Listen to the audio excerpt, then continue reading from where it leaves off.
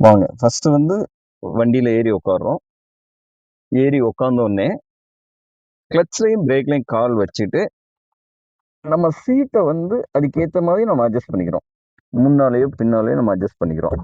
அப்படி பண்ணும்போது என்னன்னா உங்களுக்கு எல்லா ஹைட்டாக இருக்கவங்க வளர்த்தியாக இருக்கவங்க எல்லாத்துமே வந்து குட்டையாக இருக்கவங்க எல்லாத்துமே வந்து அட்ஜஸ்ட் பண்ணுற மாதிரி நம்ம இங்கே வந்து சீட் அட்ஜஸ்ட் பண்ணிக்கிறோம்.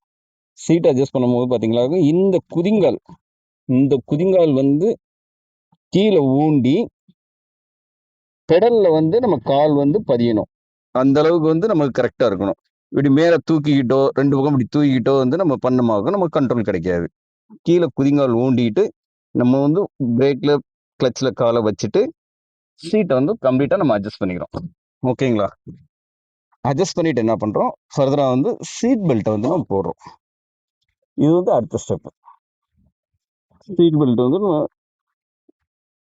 போட்டுக்கிறோம். சீட் பெல்ட்டை போட்டு ஸ்டேரிங் பிடிச்சிக்கிட்டு சாவி வந்து ஆன் பண்றோம்.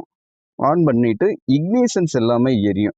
உங்களுக்கு தெரியும் இக்னிஷன்ஸ் எல்லாம் எரிஞ்சு ஒரு சில இக்னிஷன்ஸ் வந்து ஆஃப் ஆகும். இந்த மாடல் பழைய மாடல் வண்டியில் வந்து ஆஃப் ஆகுது. இப்போ வர லேட்டஸ்ட் ஹையர் அண்ட் மாடல் எல்லாமே பார்த்தீங்களா இருக்கும் இக்னிஷன்ஸ் எல்லாமே வந்து ஆஃப் ஆகும். ஆஃப் ஆன பிறகு ஒரு சில இக்னிஷன்ஸ் வந்து எரிஞ்சிட்டு இருக்கும். ஹேண்ட் பிரேக் உள்ளது இதெல்லாம் எரிஞ்சிட்டு இருக்கும்.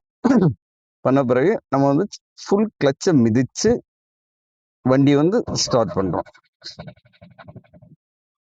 ஃபுல் கிளச்சை மிதிச்சு வண்டி வந்து ஸ்டார்ட் பண்றோம். ஸ்டார்ட் பண்றோம் இல்லைங்களா? ஸ்டார்ட் பண்ணிட்டு